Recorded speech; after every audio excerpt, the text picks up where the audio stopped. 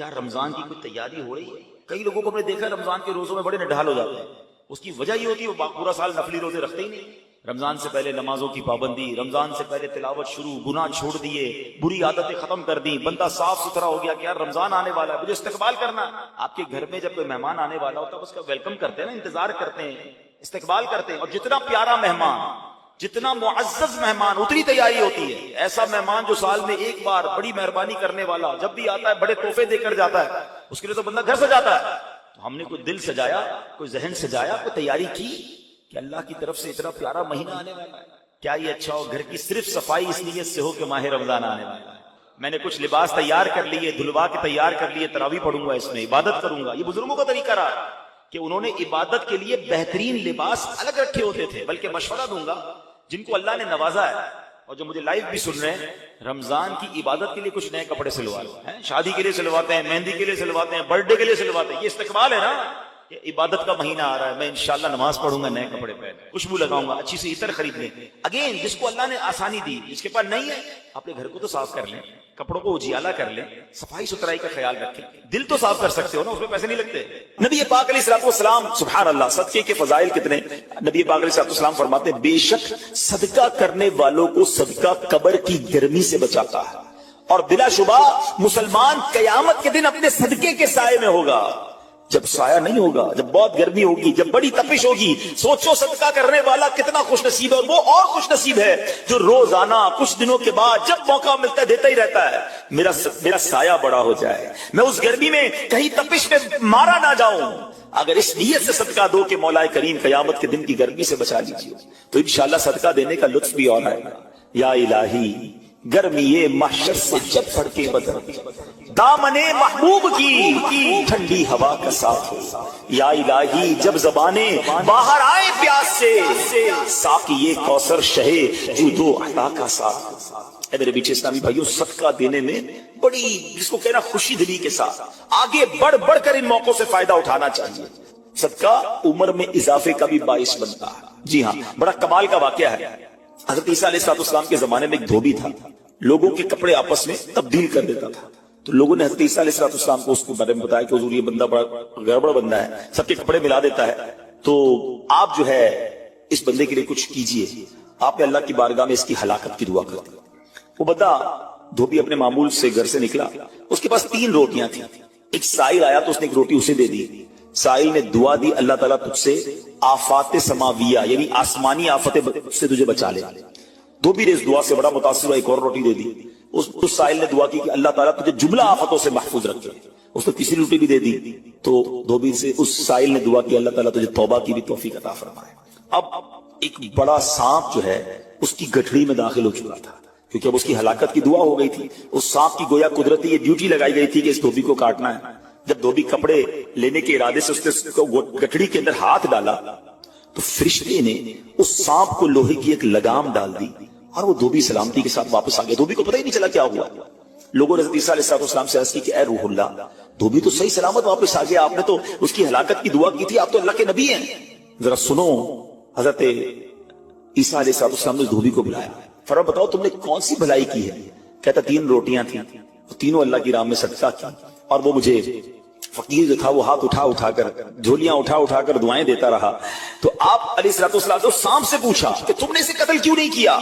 سانپ نے عرض کی اے اللہ کے نبی، اللہ عز و جل نے آپ کی دعا قبول فرما لی تھی اور مجھے اس کو ہلاک کرنے کے لیے بھیجا تھا. جب اس دھوبی نے سائل کو صدقہ دیا تو ایک فرشتے نے آ کر مجھے لوہے کی لگام ڈال دی.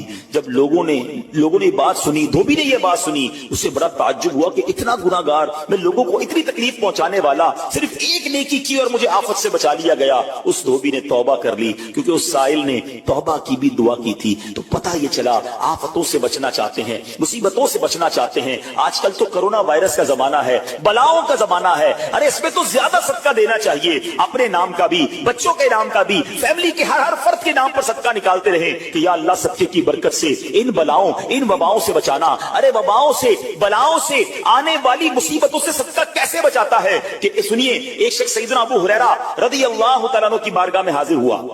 कहने लगा हुजूर मेरा बेटा समुद्री सफर पर गया है, आप उसके लिए दुआ फरमाएं। आप रज़ी अल्लाह तआला अन्हु ने फरमाया उसकी तरफ से सदका दो, सफर पर जाया करो ना, सदका दे के जाया करो। बेटा या फैमिली का कोई फर्द सफर पर है, सदका दो के खैर से वापस आ जाए। सैयदना अबू हुरैरा रज़ी अल्लाह तआला अन्हु ने फरमाया समुद्री सफर पर है, उसके लिए सदका दो। उस वक्त समुद्र में मौजें उठ रही थी। यहाँ बाप और हजरत अबू हुरैरा रज़ी अल्लाह तआला अन्हु में गुफ्तगू हो रही है। एन उसी वक्त उधर समुद्र में मौजें उठ रही थी, जहाज डूबने के करीब था। इधर इसके वालिद ने अल्लाह की राह में सदका दिया और वहां कहने वाले को कहते हुए सुना गया, ऐ सवारों तुम्हारे लिए सलामती है, बेशक अल्लाह ताला ने फिदिया कबूल फरमा लिया। बेटा सफर से वापस आया, अपने वालिद को सारा वाकया सुनाया कि जहाज मौजों में था, करीब था कि डूब जाता, मगर फिर एक निदा आई कि तुम्हारे लिए जो सदका दिया गया है वो कबूल कर लिया गया है। तो ऐ मेरे बीच इस्लामी भाइयों, मैंने आपको अहादीस भी सुनाई है, आपको वाकयात भी सुना रहा हूं कि सदका बलाओं को टालता है, सदका बीमारियों को टालता है। आपने नबी पाक अलैहिस्सलातु वस्सलाम की ज़बानी एक खूबसूरत वाकया आपको सुनाता हूं। प्यारे आका अलैहिस्सलातु वस्सलाम ने ही ये वाकया सहाबा इकराम को सुनाया। वाकया क्या है? मेरे आका फरमाते एक औरत के मुंह में लुकमा था, खाना खा रही थी, हाथ में लुकमा और मुंह में डाल लिया। इतने में दरवाजे पर एक साहिल आया। वो औरत कैसी तवक्कुल वाली, कैसी सदका देने वाली, कितना अल्लाह की राह में खर्च करने वाली थी कि वो लुकमा उसने मुंह से रोका और साहिल को दे दिया कि ये खा ले, मैं भूखी ठीक हूं, ये बेचारा गरीब है, दे दिया उसको।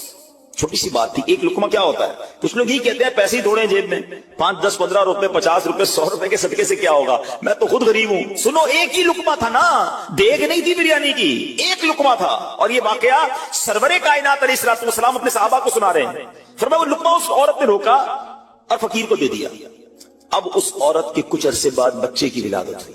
बच्चा थोड़ा सा बड़ा हुआ, बाहर पर माँ के साथ चलने लगा, घूमने फिरने लगा। तो बाहर गया तो एक भेड़िया आया और भेड़िया आकर उसके बच्चे को उसने मुंह से पकड़ा और भाग गया। माँ पीछे भाग रही, मेरा बेटा, मेरा बच्चा, और भेड़िया आगे भाग रहा। अल्लाह अकबर।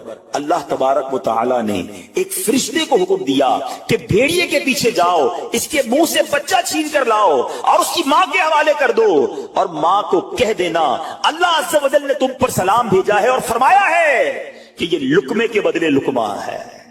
बात आई समझ में? अपना लुकमा जो तुमने मेरी राह में दिया था, भेड़िया के लुकमे से तुम्हारे बेटे को बचाया है तुम्हारे रब ने, अल्लाह ने सलाम भेजा है। ऐ मेरे बीठे इस्लामी भाइयों, ये हदीस बता रही है कि गुनाह, नेकी जो थोड़ी सी भी हो ना, वो जाया नहीं की जाती, वो अल्लाह के यहां महफूज है। जुम्मे के खुतबे में एक हदीस सुनते हैं, अल बिर्रु ला यबला वल गम्बु ला युनसा व दय्यानु ला यमूत। सुन लो, नेकी पुरानी नहीं होती, गुनाह भुलाया नहीं जाता, और फैसला करने वाला जो रब अज़्ज़ व जल है उसे मौत नहीं आती है। अब हमें सोचना है कि हम नेकी कर भी रहे हैं कि नहीं, कि गुनाह कर करके अपने अकाउंट को भरी जा रहे हैं। ये छोटे छोटे सदके जब जब मौका मिले, माशाल्लाह हम जुम्मा पढ़ने जाते हैं, कल भी जाएंगे मस्जिदों में, हमने देखा होगा मस्जिद का डब्बा आता है सामने, कुछ ना कुछ डाल दिया करो इस नीयत के साथ कि यार थोड़े और जमा करा दूं अपनी आखिरत में, थोड़े और अपने पैसे जमा करा, थोड़े और आगे चले जाएं। और ये मैं ऐसे खुद नहीं कह रहा, सुभान अल्लाह। मैं आपको बड़ी खूबसूरत 2-3 हदीसें सुनाता हूं। पहले तो ये समझिए कि आजकल दुनिया में मैं और आप ये चाहते हैं कि हमारे जो पैसे हैं ना सिक्योर रहे। आजकल बड़ा अजीब मामला, अचानक आग लग जाती है, किसी के पैसे चोरी हो जाते हैं, लोग परेशान रहते हैं, सिक्योरिटी मिल जाए। ठीक है, तो मैं आपको हदीस सुनाने जा रहा हूं। नबी पाक अलैहिस्सलातु वस्सलाम फरमाते हैं, अल्लाह के हबीब अलैहिस्सलातु वस्सलाम फरमाते हैं कि रब अज़्ज़ व जल फरमाता है, यानी ये हदीस कुदसी है। अल्लाह फरमाता है, ऐ इब्ने आदम, अपने खजाने में से मेरे पास कुछ जमा कर दे, अपने पैसों में से कुछ पैसे मेरे पास जमा कर दे। मैं हदीस का खुलासा अर्ज कर रहा हूं, न जलेगा, न डूबेगा, न चोरी किया जाएगा। सुनो कैसी सिक्योरिटी है। इंश्योरेंस आजकल लोग कराते हैं जिसमें बाज़ औक़ात हराम इंश्योरेंस होती है। मैं आपको सुभान अल्लाह एक ऐसी गारंटीड मदनी इंश्योरेंस बता रहा हूं कि रब फरमा रहा है, अल्लाह फरमा रहा है, अपना माल मेरे पास जमा करा दे, न जलेगा, न डूबेगा, न चोरी होगा। और अल्लाह फरमाता है, मैं उस वक्त तुझे पूरा बदला दूंगा जब तू इसका ज्यादा जरूरतमंद होगा।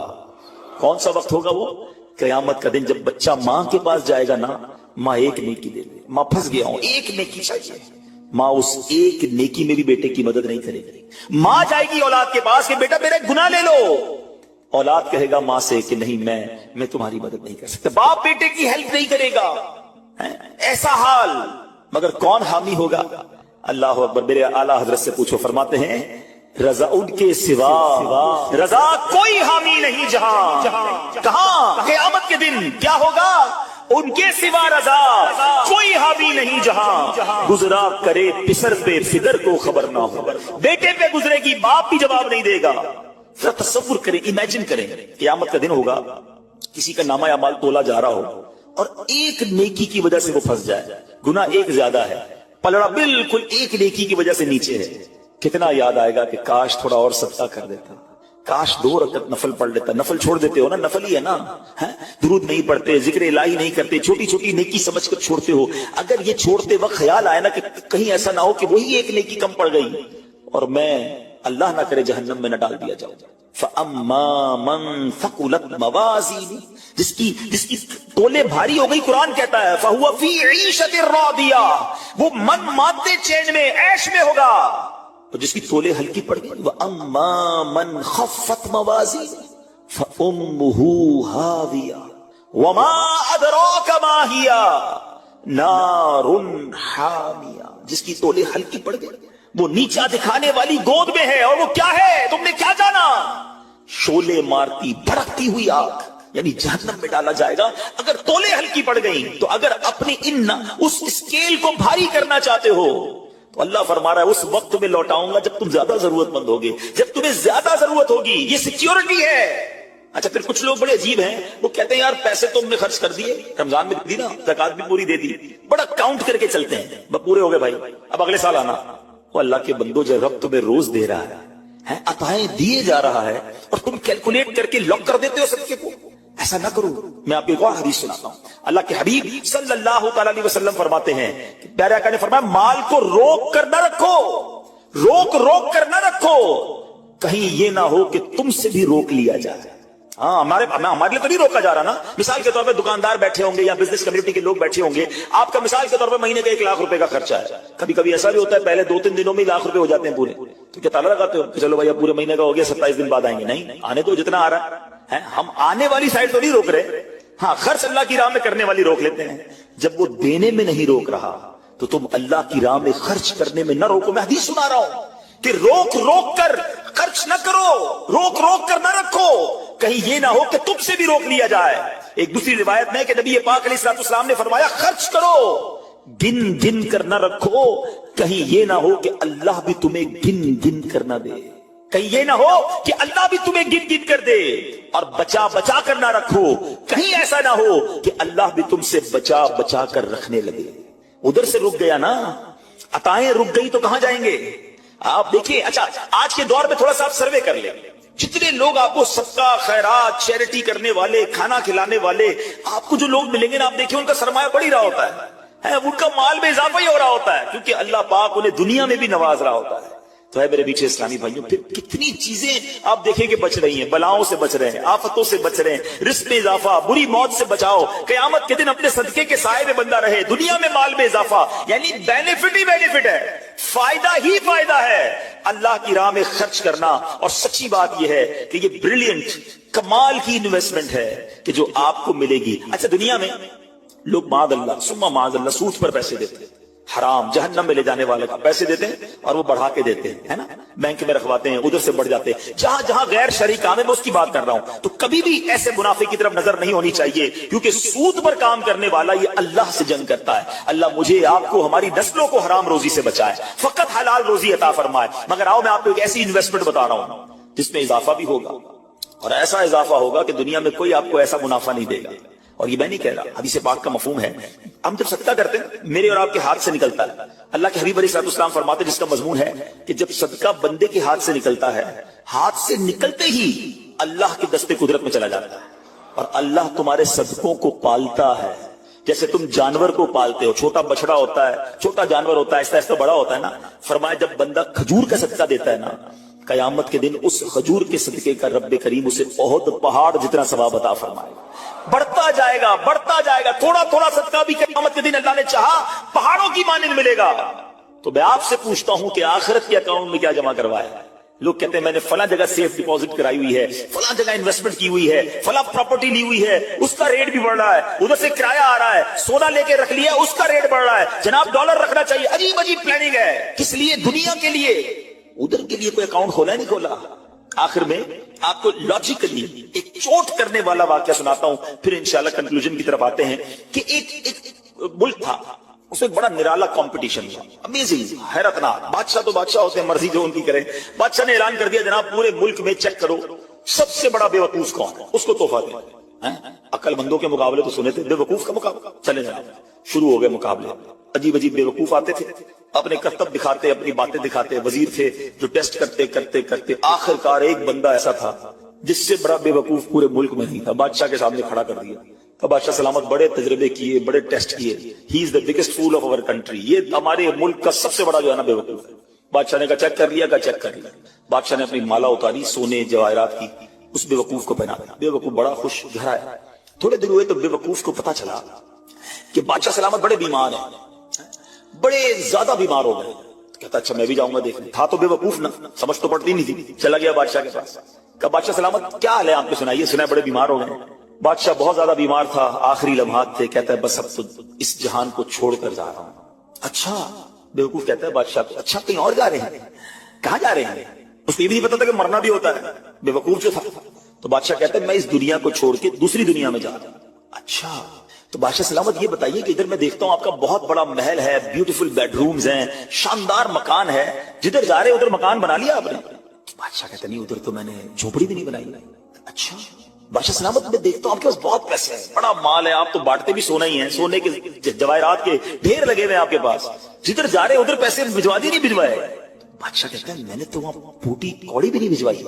اچھا، بادشاہ صاحب میں دیکھ رہا ہوں آپ کے آس پاس بڑے خادم خادمائیں، کنیز غلام ہیں، ہر طرف آپ کی خدمت گار ہیں، جدھر جا رہے ہیں ادھر کچھ غلام کنیز خادمہ بھجوائے نہیں بھجوائے؟ بادشاہ کہتا ہے ادھر تو کوئی خادم نہیں ہوگا۔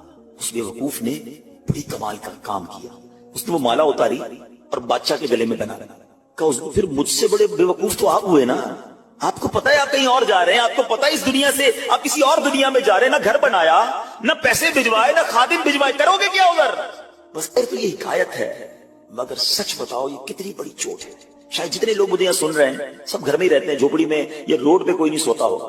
دنیا میں جو مجھے سن رہے ہیں بہت سو کے پاس مکانات ہیں، مگر کیا جنت میں گھر بن گیا؟ ادھر سے تو جانا ہی ہے نا، تھوڑے دن رہ گئے، جی ہاں تھوڑے ہی دن رہ گئے، ہمیں نہیں پتا کہ آج کا دن اور آج کی رات بھی زندہ رہیں گے کہ نہیں، لیکن جیسے ہی آنکھیں بند ہوئی، جیسے ہی سانسیں ختم ہوئی، ادھر کیا ہے میرے پاس؟ ادھر تو گھر میرا نہیں، پرایا ترکا، کیا کہتے؟ جیسے ہی میری اور آپ کی آنکھیں بند ہوں گی نا، حساب کتاب شروع ہو جائے گا، یہ بیٹے کو کتنا ملے گا، بیٹی کو کتنا ملے گا، بیوی کو کتنا، جناب رشتہ دار سارے حساب کتاب لے کے بیٹھ جائیں گے، میرا کچھ بھی نہیں بچنا۔ بلکہ کتابوں میں لکھا کہ جب انسان مرتا ہے نا، قبر میں جاتا ہے، تو گھر والے کہتے ہیں میت نے پیچھے کیا چھوڑا، فرشتے کہتے ہیں میت نے آگے کیا بھیجا ہے، بتاؤ نا کیا بھیجا ہے ادھر گھر ریڈی ہے کہ نہیں، ادھر کچھ پیسے، ادھر کوئی ڈپوزٹ، جو اللہ فرما رہا ہے اپنا خزانہ میرے پاس جمع کروا، میں تجھے لوٹاؤں گا، میں نے جمع کروایا کہ نہیں؟ یہ سوچنے والی بات ہے، یہ سب ادھر رہ جائے گا، کتنا کھا لوں گا میں، کتنا پہن لوں گا، جو بڑا ہوا وہ ادھر ہی رہ جانا ہے، ادھر بھیج دوں کیونکہ وہاں اکیلا ہوں گا، میرے اعمال تولے جائیں گے، اور مجھے پتا ہے گناہ ہی گناہ ہے، خطائیں خطائیں ہیں، مارا جاؤں گا، پکڑا جاؤں گا، اگر اللہ صدقہ قبول کر لے، کچھ نیکیاں ایسی کر جاؤں جو آخرت کے اکاؤنٹ میں جمع ہو جائے۔ تو اے میرے میٹھے اسلامی بھائی، خدا را آج یہ ذہن بنا لیجیے کہ جب بھی اللہ کی راہ میں خرچ کرنے کی باری آئے تو اس کو برڈن فیل نہ کریں، بوجھ فیل نہ کریں، سعادت فیل کریں، محسوس کریں کہ یا اللہ تیری مہربانی، پھر موقع دیا اپنے اکاؤنٹ میں جمع کرانے کا۔ بلکہ اکثر ایسے ہوں گے جو سوچ رہے ہوں گے یار اپنے پاس تو اتنے پیسے نہیں ہیں، ہم کہاں سے بنائیں گے؟ اللہ دل دیکھتا ہے، وہاں نیتیں دیکھی جاتی ہیں۔ ہاں آپ نیت تو کر لو نا کہ اللہ مجھے مسجد بنانی ہے، اللہ انتظام خود کر دے گا۔ میں جب اللہ کے گھر کو بنانے کی نیت کروں گا تو غیب کے خزانوں سے دینا اسی نے۔ اور ہاں انشاءاللہ آگے میں آپ کو حدیث سناؤں گا، اللہ کے حبیب علیہ الصلوۃ والسلام فرماتے ہیں جو اللہ کے لیے مسجد بنائے اللہ اس کے لیے جنت میں گھر بناتا ہے۔ اچھا پھر ایسا نہیں ہے کہ بڑی مسجد بنائے کروڑوں روپے کی، نہیں، ایک اور حدیث پاک ہے اس کا مضمون ہے جو چڑیا کے گھونسلے جتنی بھی حدیث بنائے اللہ، چڑیا کے گھونسلے جتنی بھی مسجد بنائے اللہ کریم اسے بھی جنت میں گھر عطا فرمائے۔ اب چڑیا کے گھونسلے جتنی تو مسجد نہیں بنتی نا، اس کا مطلب یہ ہے کہ کوئی مسجد میں ایک اینٹ بھی لگا دے، اتنا بھی حصہ ملا لے، اللہ اسے بھی جنت میں گھر عطا فرمائے۔ تو میں آپ سب کو مشورہ دیتا ہوں، ہم سب نے دنیا سے جانا ہے، مسجدیں باقی رہیں گی۔ یہ مسجد پتہ کیوں باقی رہتی ہے؟ میں اللہ کی رحمت سے پوری دنیا میں ٹریول کرتا ہوں، میں نے دیکھا چرچ بکتے ہیں، مندر بکتے ہیں، گرجا گھر بکتے ہیں، یہودیوں کی عبادت گاہ بھی اب تو بکنا شروع ہو گئی، مسجد نہیں بکتی ہے، وہ بک بھی نہیں سکتی ہے، کیوں؟ کسی کی پراپرٹی نہیں بچتی نا، ہم کیا کہتے ہیں جب مسجد کو وقف کرتے ہیں؟ وقف اللہ. اس کا مطلب کیا ہوا؟ ہم کہتے ہیں بھائی یہ پلاٹ آپ کا تھا اب ان کے نام ہو گیا، ان کا تھا تو ان کے نام ہو گیا، اب یہ مالکانہ حقوق انہیں مل گئے. یہ ایکچولی اللہ کے نام ہو جاتا ہے، یہ اللہ کے لیے وقف ہو جاتا ہے کہ دنیا میں کوئی اس کا مالک نہیں ہے. اس پراپرٹی کا مالک کون ہو جاتا ہے؟ ویسے تو ساری کائنات کا مالک وہی ہے، مگر یہ اللہ کے لیے وقف ہو جاتی ہے. اب یہ قیامت تک کے لیے مسجد ہو جائے گی. آپ کو 1400 سال سے مسجدیں نظر آ رہی ہیں. مسجد قباء موجود ہے نا، مسجد نبوی موجود ہے. کب بنی تھی؟ 1400 سال پہلے. پلاٹ پلازے بلڈنگیں ختم ہو جاتے ہیں، مسجدیں قیامت تک باقی رہتی ہیں. اللہ کرے کہ یہ انویسٹمنٹ ہمیں سمجھ آ جائے. میں تو ان کو بھی کہوں گا جنہوں نے یہ مسجد بنائی ہے کہ ایک پہ آپ نے بھی نہیں رکنا ہے. اللہ نے یہ کام کروا لیا، آپ نوٹ کر لیں. انشاءاللہ میں تو سب سے کئیوں سے بات کی ہے، جس نے بھی مسجد بنائی ہے نا، اللہ نے وہ مال تو اسے دنیا میں ملٹی پلائی کر کے دے ہی دینا ہے. یہ تو واپس آ جائے گا، آ بھی چکا ہوگا یا آنے والا ہوگا. ہاں، کیونکہ آخرت میں جنت کا گھر الگ ملے گا، ادھر ملٹیپلیکیشن الگ ہے. تو یہ اللہ سے کاروبار کر کے آپ بھی دیکھ لو. اور سبحان اللہ، میں ایک اور مشورہ دیتا ہوں کہ جب دعوت اسلامی والے مسجد بنائے نا، تب تو سبحان اللہ آپ نے سمجھنا یہ لاٹری لگ رہی ہے. کیونکہ دعوت اسلامی والے مسجد نہیں بناتے، ثواب کی پوری فیکٹری لگاتے ہیں. ابھی میں ان سے مشورہ کر رہا، دیکھیں ابھی تو آج پہلی نماز ہوئی ہے نا، ہم نے پتہ کیا سوچنا شروع کر دیا ہے؟ بیسمنٹ میں کیا ہوگا؟ انشاءاللہ ہم پلان کر رہے ہیں کہ بیسمنٹ میں ہماری اسلامی بہنوں کا اجتماع ہوگا. بیسمنٹ میں اسلامی بہنوں کا جامعۃ المدینہ لگے گا، یعنی نیچے خواتین کی ثواب کی فیکٹری لگ جائے گی. یہاں انشاءاللہ نمازیں ہو رہی ہوں گی. اللہ نے چاہا اس کی سیکنڈ تھرڈ فلور پہ جا کے اب انشاءاللہ یہاں کے بچوں کے لیے جو درس نظامی کی کلاسیں ہیں، اور بھی ہو سکتا ہے بہت سارے کورسز ہم ڈیزائن کریں. ورنہ نارملی مسجد بنتی ہے، نماز ہو رہی ہوتی ہے، یہاں درس شروع ہو جائے گا، یہاں مدرسۃ المدینہ بالغان شروع ہو جائے گا. اللہ نے چاہا یا قافلے آنا شروع ہو جائیں گے. رمضان چل رہا ہے، آخر میں اعتکاف شروع ہو جائے گا. تھوڑے دنوں بعد ہو سکتا ہے یہاں کوئی کورس اناؤنس ہو جائے کہ جناب 3 دن کا کورس ہے، آئیے عبادت کرتے ہیں، کورس سیکھتے ہیں. تو بنانے والوں کے تو وارے نیارے ہو گئے نا کہ ہر وقت ثواب کا میٹر جاری ہے. تو دعوت اسلامی والے جب مسجد دنیا میں کہیں بنائے، میرا آپ کو مشورہ ہے کہ وہ آپ کے پاس آئے نہ آئے، آپ خود آگے بڑھیں کہ یار تھوڑا حصہ میرا بھی ملا لو، یار میری ماں کے نام پر، میرے والد کے نام پر، آپ کی مہربانی مجھے پارٹنر بنا لو، کیونکہ یہ قیامت تک ثواب چلتا رہے گا اور مجھے بھی اس کا ثواب ملتا رہے گا. اللہ ہماری دعوت اسلامی کو سلامت رکھے. اس مسجد کو بنانے والوں کو سچ پہنچ گئی یہ کیسا بندہ ہے. عرض کیا گیا یہ وہ شخص ہے جس میں 3 صفات ہیں. اب غور کیجئے گا، یعنی آپ سوچیں جس کا مقام عرش الہی کے نور تک پہنچنا ہو. ٹھیک ہے، آپ سمجھیے، پہلے میں آپ کو سمجھاتا ہوں یہ سٹیٹس کیا ہے. بارے شریعت میں ہے کہ مسلمانوں کی روحیں جو ہیں وہ مختلف مقامات پر رہتی ہیں. جیسا اس کا رتبہ، جیسا اس کی زندگی کے اعمال، ویسا اس کی روح کو مقام ملتا ہے. بعض لوگوں کی روحیں قبروں میں رہتی ہیں، بعض لوگوں کی روحیں جو ہے زمزم شریف کے کنویں میں رہتی ہیں. بعض مرحومین وہ ہوتے ہیں جن کی روح زمین و آسمان کے درمیان ہوتی ہے. کسی کی پہلے آسمان، کسی کی دوسرے، کسی کی تیسرے، چوتھے، پانچویں، چھٹے، ساتویں آسمان. جیسا مرتبہ ایسا اس کی روح کو عروج ملتا ہے. اور بعض کی آسمانوں سے بھی بلند، بعض روحیں عرش کے نیچے کندیلوں میں رہتی ہیں، بعض کی اعلیٰ علیین میں رہتی ہیں. ہم اللہ سے دعا کرتے ہیں اللہ ہم جب دنیا سے جائیں ہماری روح کو اعلیٰ علیین میں جگہ عطا فرما. امیر اہل سنت کا بہت پیارا شعر ہے نا، آئیے مل کے پڑھ لیتے ہیں. اعلیٰ علیین میں یا رب اسے دینا جگہ، روح چل دے جب نکل کر بے کسو مجبور کی. تو اب سوچئے کہ یہ بندہ کیسا ہے کہ عرش کے نور میں لپٹا ہوا ہے.